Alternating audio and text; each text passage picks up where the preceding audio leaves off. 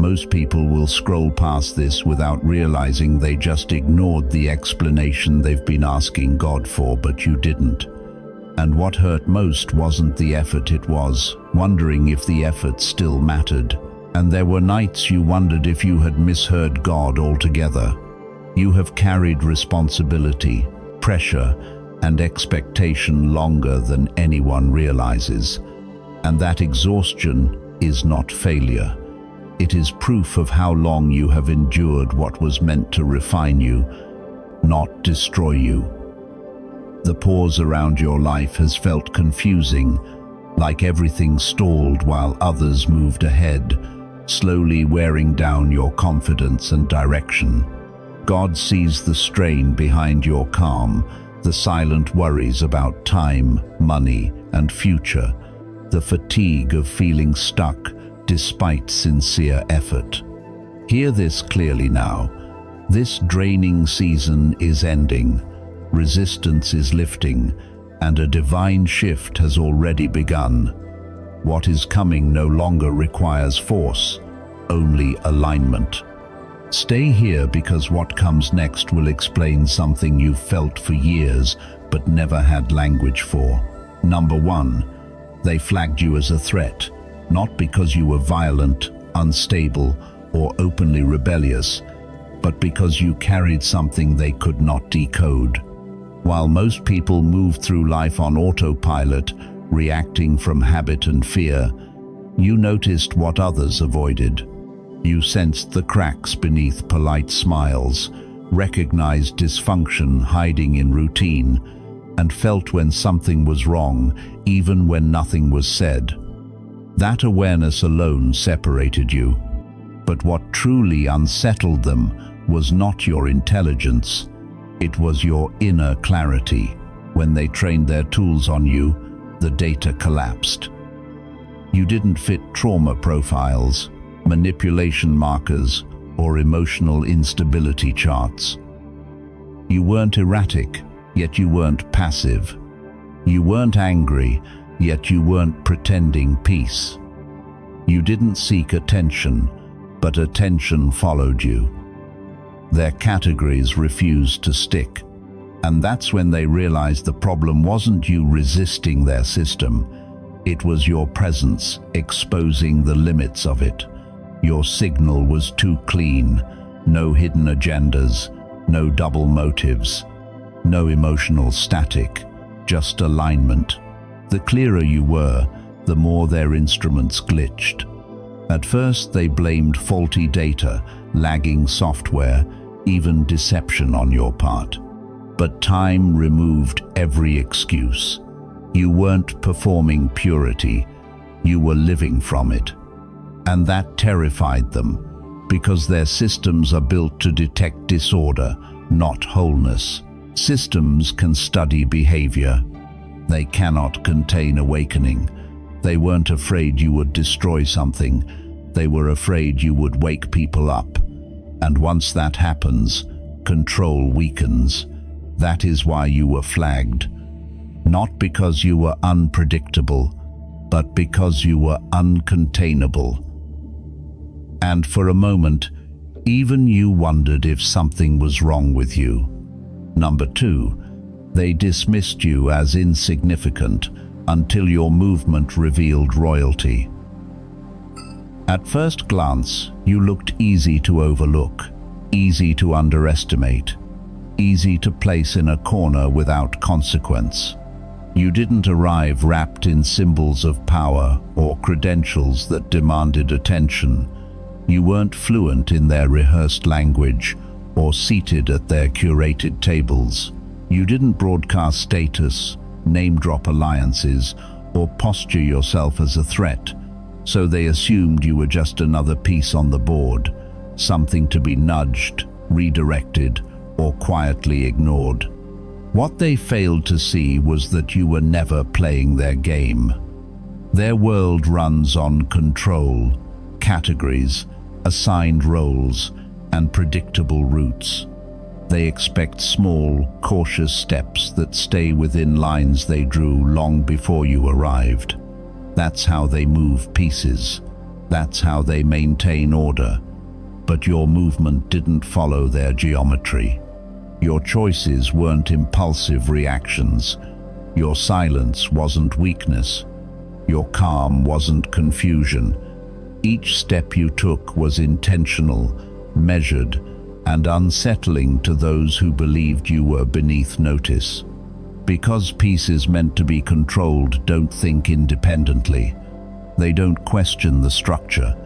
They don't alter the atmosphere simply by being present. Yet you did, again and again. You carried authority without a title, strength without permission, influence without visibility, and slowly, unmistakably, it became clear that you were being guided by something higher. Notes were compared, patterns were rechecked. They tried to understand how you consistently stayed ahead without appearing to rush. They thought they were observing someone minor, only to realize they were witnessing sovereignty in motion. You weren't reacting to their system, you were responding to divine intelligence, something they cannot simulate, predict, or restrain.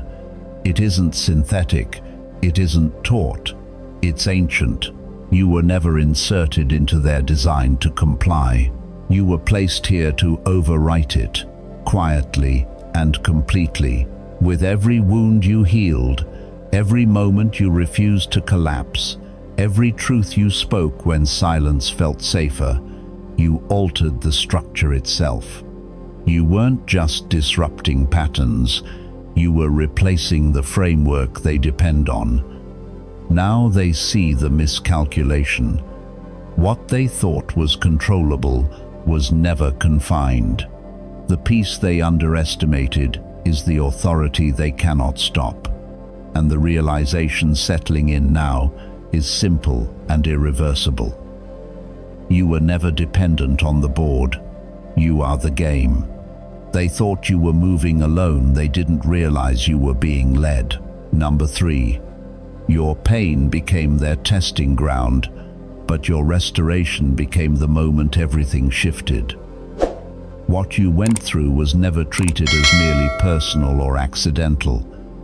It was observed, logged, and analyzed like raw data. You were not simply left alone to struggle. You were placed under silent observation. They wanted to know what prolonged emotional pressure would do to someone wired like you. How many betrayals it would take before trust collapsed. How much isolation before hope turned inward and dimmed. They didn't step in, not because they were unaware, but because intervention would have ruined the study. They watched as doors closed in your face, as your name was dismissed, as stories were twisted, as you were mocked, sidelined, and erased from rooms you once stood in with dignity. Every breakdown was noted, every anxious night, every unanswered cry, every moment you wondered if anyone saw you was recorded, not with compassion, but with curiosity. In their framework, trauma always ends the same way. People fracture, spirits harden, light goes out. You were expected to follow the pattern. But then something happened that their models couldn't predict.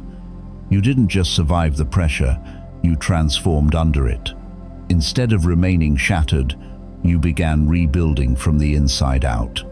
You stopped circling the question of why this happened and started making choices about how you would respond, how you would heal, how you would reclaim what pain tried to steal. And the more you turned inward with honesty, the more the atmosphere around you began to shift.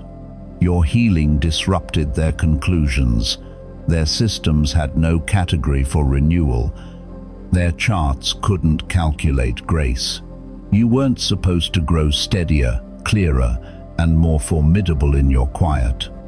Yet you did, and at that point it stopped being observation and became exposure. They stopped tracking your collapse because you were no longer collapsing. You were opening, tender but aware, marked yet awake. The study reversed itself. Those who watched became learners. You became the reference point. Your healing was never only for you. Every scar you turned into insight, every trigger you transformed into understanding, sent a signal outward.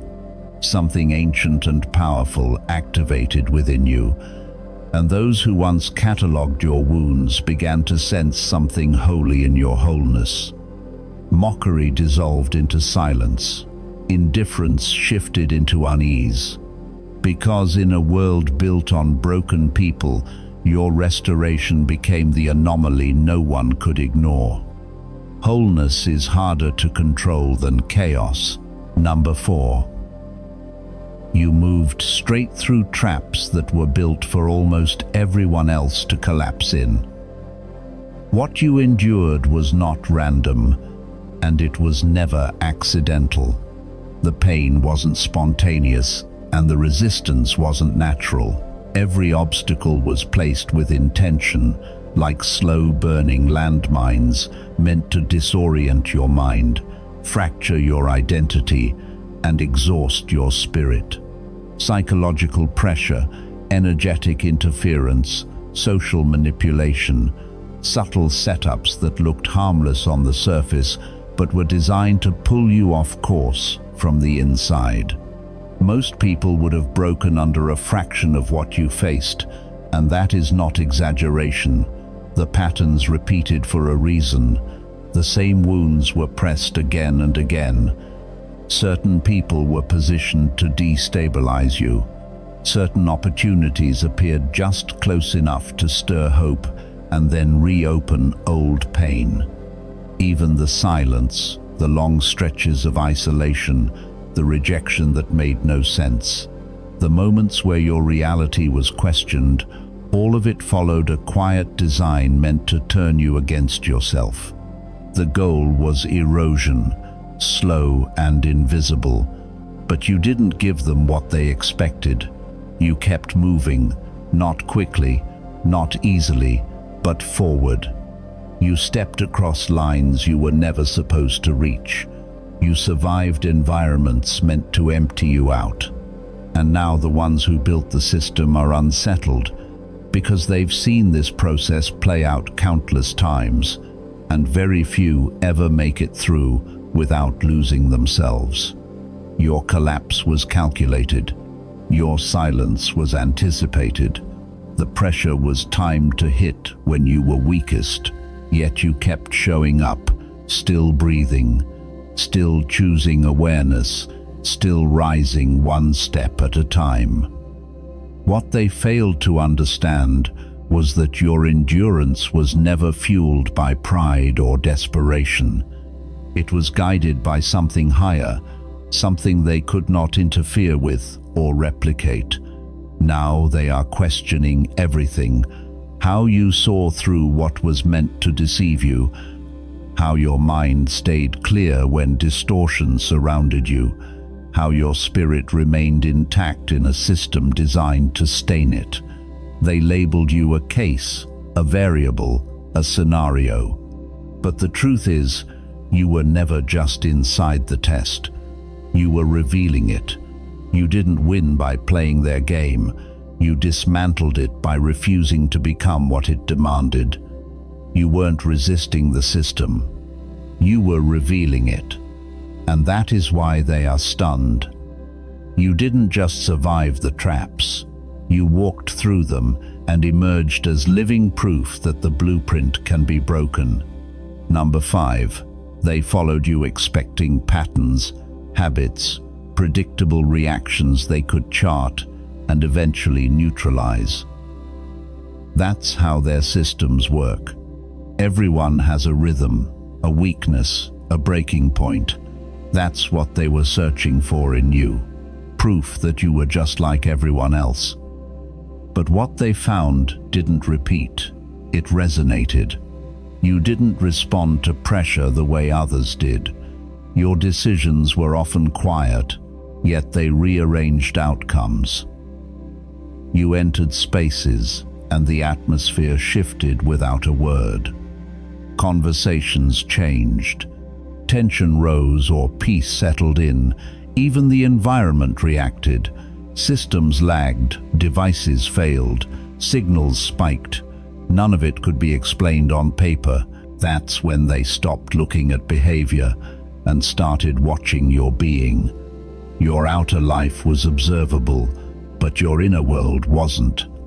There were moments you broke down, yet even your tears carried weight.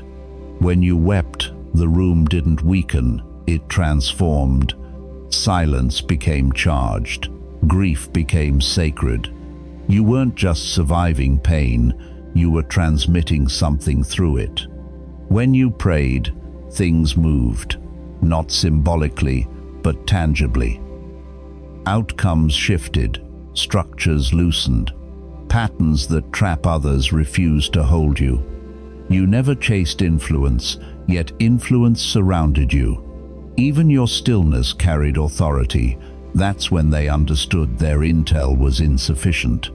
It showed what you did, but not why it worked. This wasn't charisma. This wasn't strategy. This wasn't psychology. This was spirit. You weren't malfunctioning. You were interfering by design. Your presence itself contradicted everything their systems were built to suppress, and slowly they stopped studying your actions and started studying the signal, because this was no longer about behavior. It was about what you were emitting, a frequency too alive, too precise, too clean to be humanly engineered. Number 6. You were never just living your life. Behind closed doors, you were treated as a long-term case study meant to prove a theory they were certain about. That spiritual decay is inevitable. That, with enough trauma, isolation, rejection, and pressure, a soul will fracture. They layered hardship deliberately. Poverty, betrayal, emotional abandonment, psychological distortion. You were placed in environments meant to pollute you, and by their models, you should have collapsed. But instead of unraveling, you awakened. You didn't just endure the pressure, you transformed under it. You absorbed what was meant to poison you and turned it into clarity. You found God in places they expected despair. You found authority where they built graves, and that single outcome shattered the algorithm. Because institutions don't fear loud rebellion, they're prepared for that. What they cannot survive is proof that their power doesn't work, and you became that proof. You stayed kind when bitterness was expected. You stayed whole when fragmentation was predicted. You kept your integrity without support, without shortcuts, without permission. That discredited decades of research, forecasts, and narratives about trauma and limitation. They tried to reduce you to a statistic, a file, a predictable outcome, but you kept rising without the resources they claim are necessary. You weren't just surviving pressure, you were outgrowing it. And in doing so, you didn't just challenge a system. You dismantled the idea that human potential can be controlled, measured, or predicted. You didn't just pass the test, you turned the test into evidence. And now the entire framework has to be re-evaluated, because you proved awakening can happen anywhere, even under surveillance, even while bleeding. Number 7. Your quiet refusal became a calculated revolution.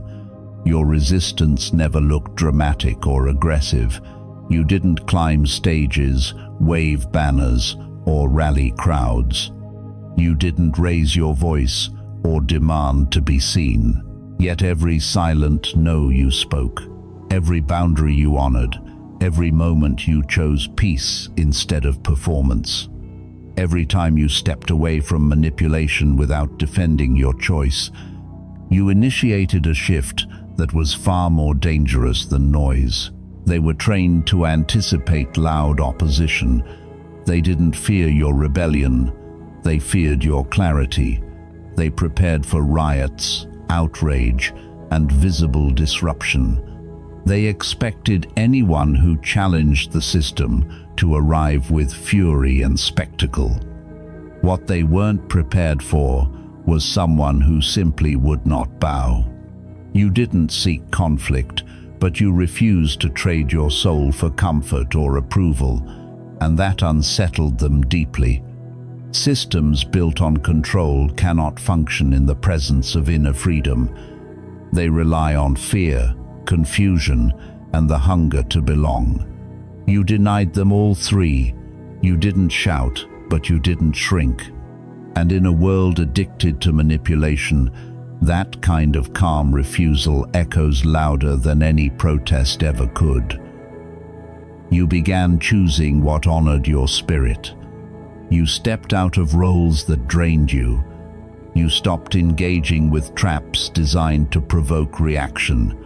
You walked away from opportunities tied to invisible chains. You declined without explanation. That level of sovereignty is threatening in structures that depend on submission. It spreads quietly. Others notice. Something stirs. They expected confrontation, but what unfolded was erosion. Slow, steady, irreversible. You dismantled false power simply by not occupying the position they assigned you. You didn't attempt to topple the entire structure. You just stood where you were meant to kneel. And because you never announced yourself, they couldn't brand you an enemy. They had to see you differently. You became proof that self-rule is possible, that alignment works, that freedom doesn't need permission. You weren't fighting the system with rage, you were overriding it with clarity.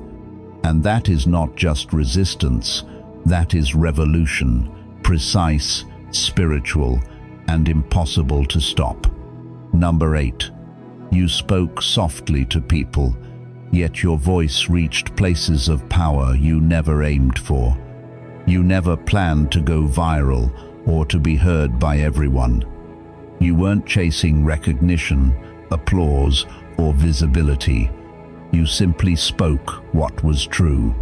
Sometimes it came through a written thought, a quiet message, a prayer released into the unseen, or a truth whispered when no one else was listening. You shared what was real, and at first it seemed small.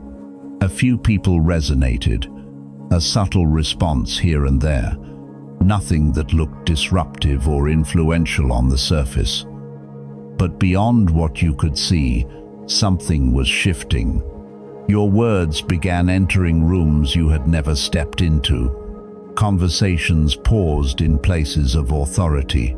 People with access, clearance, and influence felt compelled to listen, even if they couldn't explain why. Your voice cut through layers of noise and distraction and landed somewhere deeper, where truth cannot be ignored. At first, they brushed it off. Maybe it was intuition, maybe coincidence, maybe poetic timing. But then patterns emerged. Things you expressed symbolically began unfolding in real time. Moments you spoke about spiritually started manifesting tangibly. Warnings you released in prayer echoed through physical systems. You weren't just perceptive, you were early. They started lining up timelines, rereading your words, comparing them against internal reports, and unfolding events. What unsettled them most was this: you had no insider access, no connections, no seat at the table, and yet you spoke with the clarity of someone who had already been in the room. That's when perception changed. You stopped being seen as just another spiritual voice. You became a transmission. It dawned on them that what you were releasing wasn't creative language or speculation. It was foresight. You weren't predicting by chance. You were transmitting from a source they couldn't locate or control. Your insight didn't come from trends, research, or ideology. It carried the weight of divine knowing, and that kind of knowing disrupts anyone who depends on control to feel secure. Everything you've heard so far has been preparation for this. Number 9. What they assumed was ordinary intelligence revealed itself as divine transmission. You believed you were simply speaking from sincerity, yet your words kept striking sensitive places no one expected you to reach.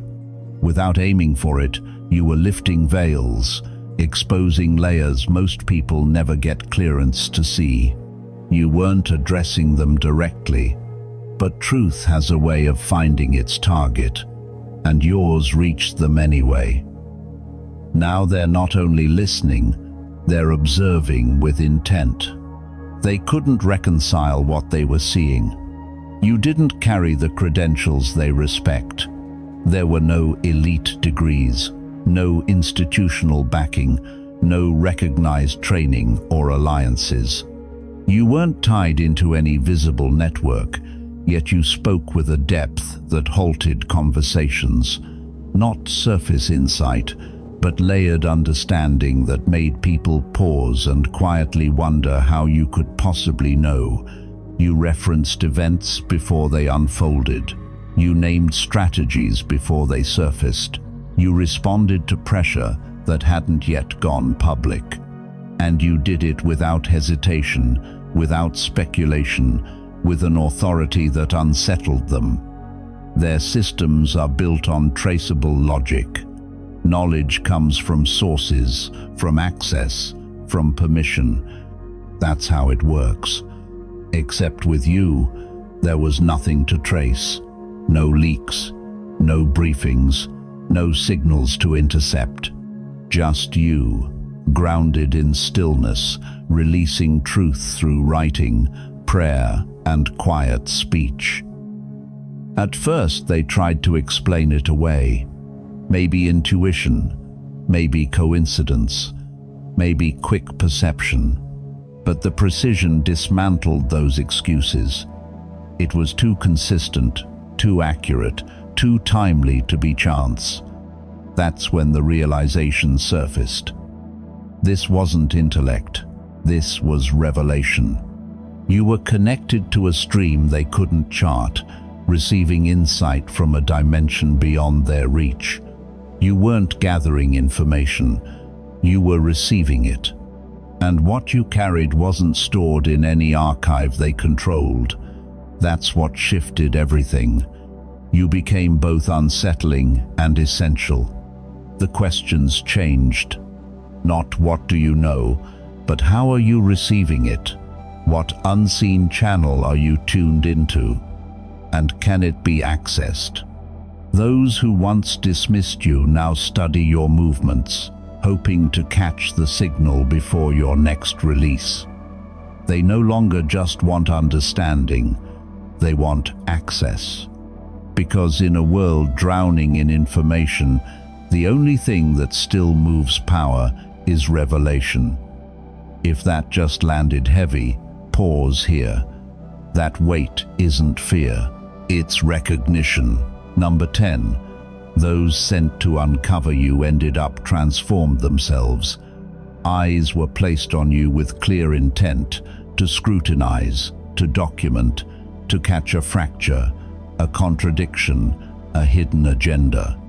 You were tagged as a potential risk, so watchers were assigned not just algorithms and screens, but people, observers trained to detach, to analyze without feeling, to report without question.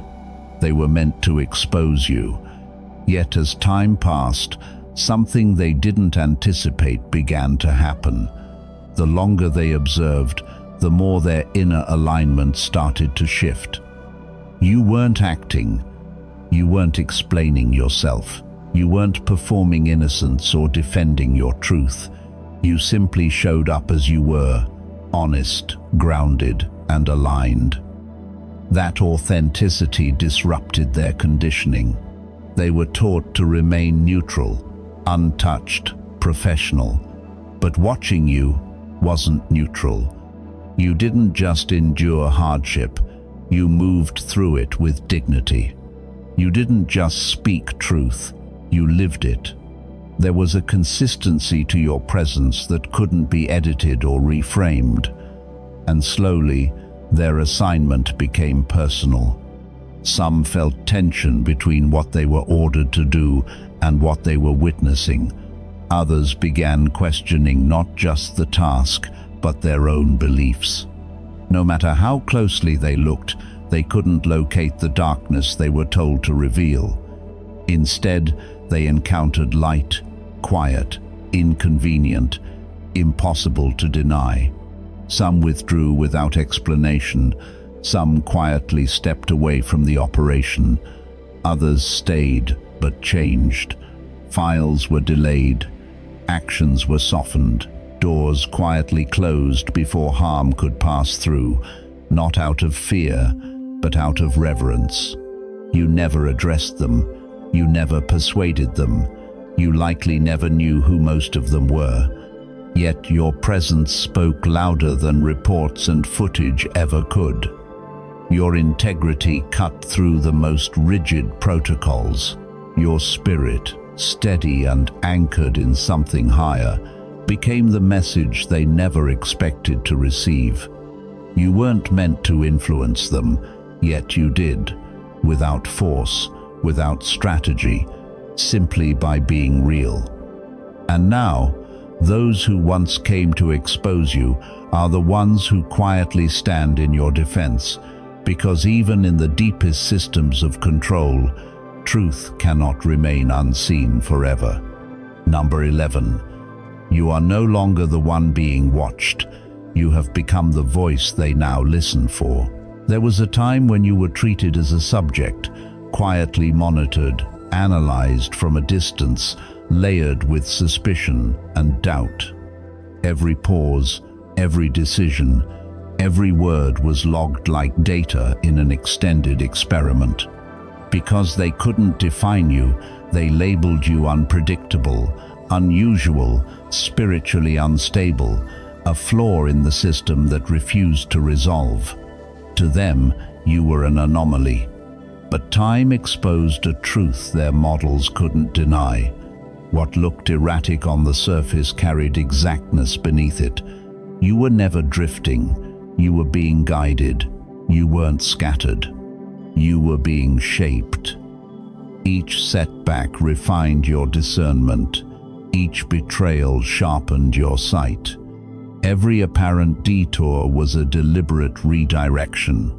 And as observation stretched on, it became clear you weren't unraveling. You were being formed into something enduring. You didn't merely pass through the fire, you absorbed it. You emerged as a steady flame, a living current of truth that pressure couldn't extinguish, deception couldn't smother, and isolation couldn't dim. What they once dismissed as fragmented spirituality began landing with unmistakable accuracy. Your insight arrived before events surfaced. Your presence altered environments without effort. You recognized patterns before others sensed movement. And what unsettled them most was this: you weren't speculating, you were certain. That was the turning point. You stopped being the one to track and became the one to understand. They finally saw you weren't malfunctioning. You were ahead of the curve. You weren't detached from reality. You were speaking from a level of reality they couldn't access. You became a living reference point for a form of authority that can't be taught, only witnessed. And now the posture has changed. They are no longer preparing to question you, but to encounter you, not with force or dominance, but with reverence. Because oracles don't ask for permission to speak, they become the message. Your journey, your wounds, your transformation now communicate louder than words ever could. And those who once doubted are beginning to understand they were never observing someone lost. They were witnessing the emergence of one who was becoming. As this message comes to a close, let everything you have felt here settle gently within you. Nothing that stirred your heart was accidental, and nothing you recognized was imagined. You are not behind, not misaligned, and not forgotten. The weight you have carried, the awareness you hold, and the path unfolding beneath your feet all belong to this season exactly as it is. There is no need to strive in this moment, only to rest in the knowing that you are seen, held, and guided with care. Allow your breath to slow, your thoughts to soften, and stay here now as we move together into the quiet stillness that follows. If you feel led, you're welcome to share in the comments whatever has been resting on your heart, a hope you're carrying, a worry you've been holding, a question without an answer, or words you've never felt safe enough to say aloud. There is no pressure here, only an open space. Writing it down is not just a comment, it is an act of surrender, a quiet placing of your heart before God, who sees, listens, and gently leads in His perfect timing. If this moment spoke to you, you may share it with someone who needs the same reassurance, and subscribe if you wish to stay connected. You are not alone, and this moment is being held in God's presence and grace.